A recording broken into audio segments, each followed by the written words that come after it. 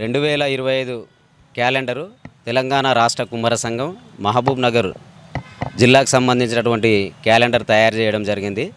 దీంట్లో 3 నియోజకవర్గాలకు సంబంధించినటువంటి అధ్యక్ష కార్యవర్గానివి, అదేవిధంగా 17 మండలాల అధ్యక్ష కార్యవర్గాల కూడినటువంటి క్యాలెండర్ని ఈరోజు మేము ప్రారంభించుకోవడం జరిగింది.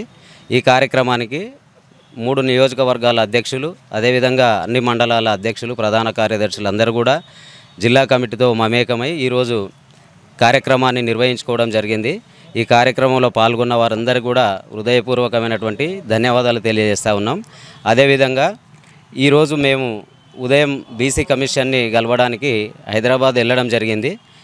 మా కులంలో కొంతమంది వ్యక్తిగతంగా వాళ్ళు కుమ్మర అనేదానికన్నా కూడా ప్రజాపతి అని పిలిస్తే బాగుంటుందని చెప్పేసి బీసీ కమిషన్కు రిప్రజెంటేషన్ ఇవ్వడం జరిగింది. ఇతర రాష్ట్రాల వాళ్ళ ఉన్న పేరు అయితే అది దానికి గాను బీసీ కమిషన్ వారు 18వ తారీఖు వరకు మీకేమన్నా దీనికి వివరణ ఇవ్వాలనుకుంటే ఇవ్వాలని చెప్పేసి కూడా వాళ్ళు ఇచ్చినందున ఈరోజు జిల్లా కమిటీకి వెళ్ళి అన్ని మండలాలు నియోజకవర్గాలకు వెళ్ళి కూడా వెళ్ళి బీసీ మా కుమ్మర కులాన్ని గురించి పూర్తిగా వివరించడం జరిగింది. బీసీ కమిషన్ వారి దృష్టిలో మా కుమ్మర కులం అనేది వందల సంవత్సరాలకు వెళ్ళి కూడా తెలంగాణ మొత్తంలో కూడా కుమ్మర అనే ఏ గ్రామీణ ప్రాంతానికి వెళ్ళినా కూడా పిలువబడుతుంది. ఈ ప్రజాపతి అనేది కొన్ని రాష్ట్రాలు, ఒక 5-6 రాష్ట్రాలలో మాత్రమే ఉంది. దేశం మొత్తంలో ఏ రాష్ట్రంలో వాళ్ళకు అనుకూలంగా ఉన్నటువంటి పేర్లతోనే కుమ్మర కులాన్ని పిలుస్తూ ఉన్నారు. ఇక్కడ మేము కుండల వృత్తి చేస్తాం కాబట్టి కుమ్మర అనేది ఉన్నది, అది మాకు గౌరవంగానే ఉంది. దానికోసం అని చెప్పేసి కమిషన్ వారికి మా కుమ్మర కులం అనేది గౌరవప్రదమైనటువంటిది. ఎందుకంటే ఈ మట్టి కుండ అనేది చాలా పవిత్రమైనటువంటిది. మనిషి పుట్టినప్పటి నుండి చావు వరకు కూడా కుండలోనే మానవ జీవితం గడుస్తూ ఉంటుంది. భగవంతునికి నైవేద్యం పెట్టేది కూడా మట్టి కుండలోనే. కాబట్టి అటువంటి పవిత్రమైనటువంటి కుమ్మర వృత్తిని చేసే మేము కుమ్మర కులం అని చెప్పేసి మమ్మల్ని పిలుస్తూ ఉన్నారు. అదే మాకు గౌరవప్రదం అని చెప్పేసి కమిషన్ దృష్టికి తీసుకెళ్లడం జరిగింది. మేము వ్యక్తిగతంగా మా సంఘం మహబూబ్నగర్ జిల్లాకి వెళ్ళి తెలియజేసేది ఏంటంటే, మా సంఘంలో ఎవరైతే ప్రజాపతి అని చెప్పేసి పిలవాలని చెప్పి ప్రభుత్వానికి రిప్రజెంటేషన్ ఇచ్చినరో వారందరికీ కూడా మేము ఒకటే సూచన చేస్తూ ఉన్నాం. మీరు ప్రజాపతి అని పిలవడం వల్ల కుమ్మర సమాజానికి ఏ విధంగా మేలు కలుగుతుందని చెప్పేసి మీరు చెప్పిన తర్వాత జిల్లాలకు వచ్చి కుమ్మరులందరి దగ్గర కుమ్మర అభిప్రాయ సేకరణ స్వీకరించిన తర్వాతనే కమిషన్ దృష్టికి తీసుకెళ్తే బాగుంటుంది. మీరు తీసుకొని వెళ్ళడం వల్ల ఇప్పుడు తెలంగాణలో ఉన్నటువంటి రాష్ట్రంలో ఉన్న కుమ్మరులందరూ కూడా గందరగోళానికి కన్ఫ్యూజ్లో గురి అయ్యారు.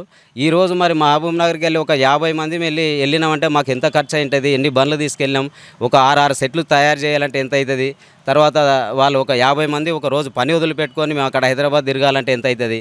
ఇవన్నీ కూడా మీరు ఏవి కూడా అర్థం చేసుకోకుండా ఏదో మీకు తోచినటువంటి ఒక రిప్రజెంటేషన్ ఇచ్చిండ్రు. దాని ద్వారా మొత్తం గందరగోళానికి గురైనటువంటి సమస్య ఉన్నది. మీరు రాష్ట్రంలో అధ్యక్షులు అని చెప్పేసి ఎవరైతే ఉన్నారో ఇప్పుడు జయంత్రావు అధ్యక్షులకు మాత్రమే అన్ని నియోజకవర్గాల కమిటీలు ఉన్నాయి, జిల్లాల కమిటీలు ఉన్నాయి, మండలాల కమిటీలు ఉన్నాయి. మిగతా వారు ఎవరైతే ఉన్నారో మీరు సంఘాలు పెట్టుకుంటే కుమ్మరులకు లబ్ధి చెందే పనులు మాత్రమే చేస్తే బాగుంటుంది. లబ్ధి చెందే పనులు చేయకుండా వ్యక్తిగతంగా మీరు ఏమన్నా ముందుకు తీసుకొస్తే అది మిగతా వాళ్ళందరూ కూడా కన్ఫ్యూజ్ అవుతుంది. ఈ విషయం ఈరోజు ఎందుకు చెప్పాల్సి వస్తుందంటే, మేము చూసి మాకే కొన్ని విషయాలు బాధ అనిపిస్తుంది. గత ప్రభుత్వం 3 ఎకరాల భూమి 3 కోట్ల నిధులు ప్రభుత్వంకి వెళ్ళి అన్ని కులాలకు ఇచ్చినట్లు మనకిచ్చింది. అయితే దాని మీద ఆధిపత్యం కోసం అని చెప్పేసి చైర్మన్ పోస్ట్ మాకు కావాలని చెప్పేసి మీరే కోర్టు దాకా పోయిన వాళ్ళు మీరే. అది మరి కుమ్మర సమాజానికి ఎంతవరకు అవమానం జరుగుతుంది. అదేవిధంగా ఇలాంటి చిన్న విషయాలు దేనివి కూడా మీరు సమాజం దృష్టికి తీసుకుపోకుండా, కుమ్మరుల సమస్యలు చాలా ఉన్నాయి. మట్టి సమస్య ఉంది.